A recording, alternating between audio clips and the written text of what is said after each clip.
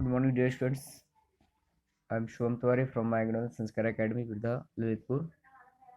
And today's we start now chapter 6, रेखीय समीकरण.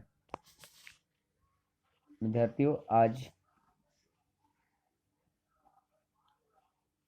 8 दिसंबर 2020 दिन मंगलवार.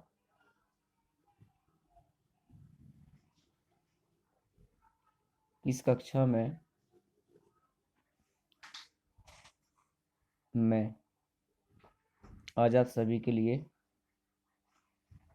एक नए चैप्टर को प्रारंभ करने जा रहा हूँ, रेखीय समीकरण. सबसे पहले हम जानेंगे कि जो समीकरण होते हैं या व्यंजक होते हैं वो कैसे बनते हैं.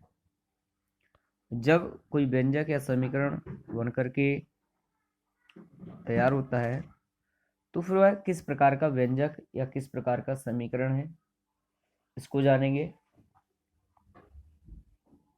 इसके बाद हम व्यंजक या समीकरण को हल करना, किस प्रकार से हल करते हैं, इसके बारे में अध्ययन करेंगे. सबसे पहले है समीकरण को बनाना. समीकरण बनाना. दूसरा, समीकरण की पहचान.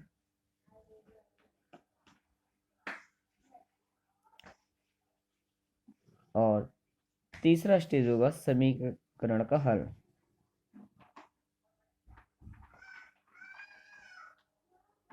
तो सबसे पहले बात करते हैं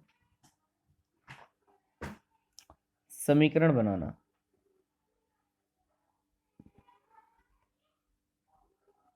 अगर आपको यहाँ पर कोई संख्याएं या कोई स्थिति दी जाए और आपसे कहा जाए कि समीकरण बनाइए, तो कैसे बनाएंगे. एक उदाहरण लेकर के आइए इसको समझते हैं.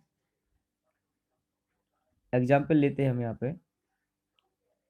जैसे मैंने कहा कि मीना के पास कुछ रुपए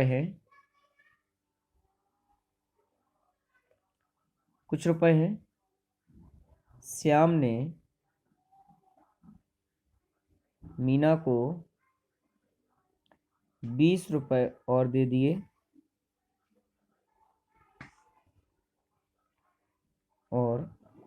दिए. अब मीना के पास कुल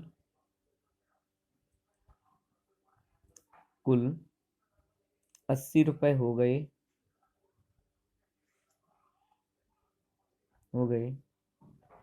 इस कथन को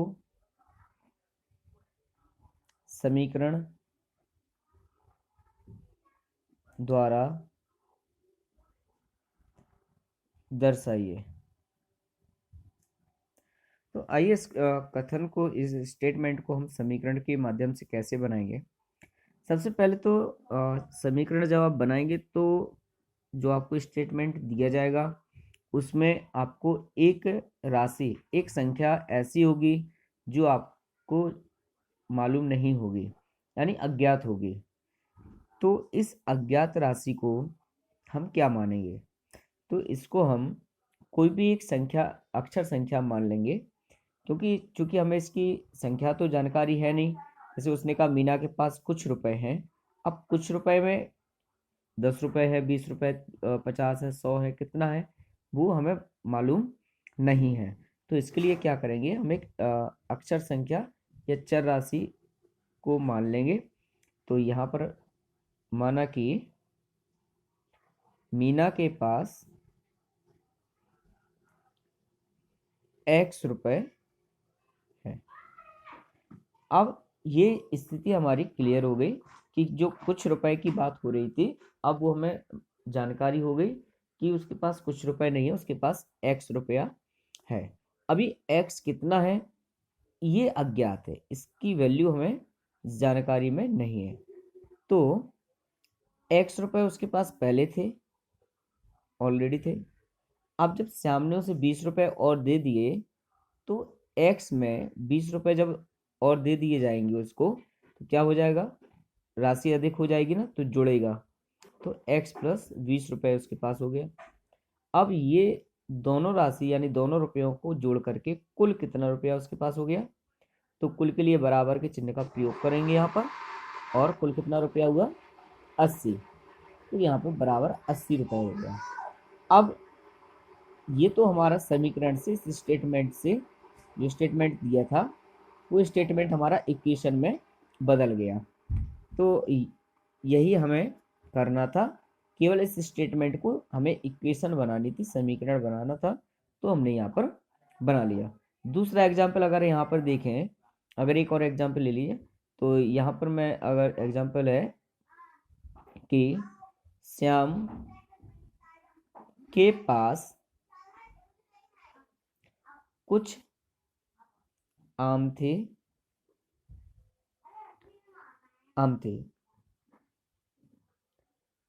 यदि इसका 5 गुना करके उसमें से 10 आम रोहन को दे दिए तो इस कथन को समीकरण में बदलो। तो आइए इस स्टेटमेंट को भी देखते हैं। श्याम के पास कुछ आम थे। क्या हमें आमों की संख्या ज्ञात है? बिल्कुल नहीं है। तो जो हमें ज्ञात ना हो उसको हम क्या करेंगे, x मान लेंगे, यानी कोई चर राशि मान लेंगे। तो माना कि श्याम के पास x आम थे। अब इसका 5 गुना यानी x का 5 गुना, प्रश्न के अनुसार x का 5 गुना यानी 5 का गुणा कर दीजिएगा। 5 गुना कर दिया, अब इस तो कितना हो गया 5x। अब इस 5x में से उसने 10 आम किसको दे दिए, रोहन को दे दिए, तो कितना बचेगा, इसमें से कम हो जाएगा।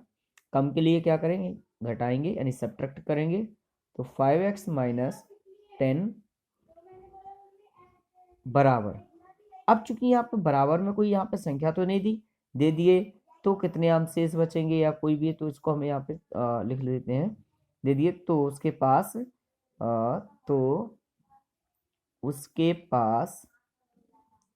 40 आम शेष बचे, बराबर 40 कर लीजिएगा। ये स्टेटमेंट हमारा इक्वेशन में कन्वर्ट हो गया। तो विद्यार्थी समझ में आ गया कि हम समीकरण को कैसे बनाते हैं।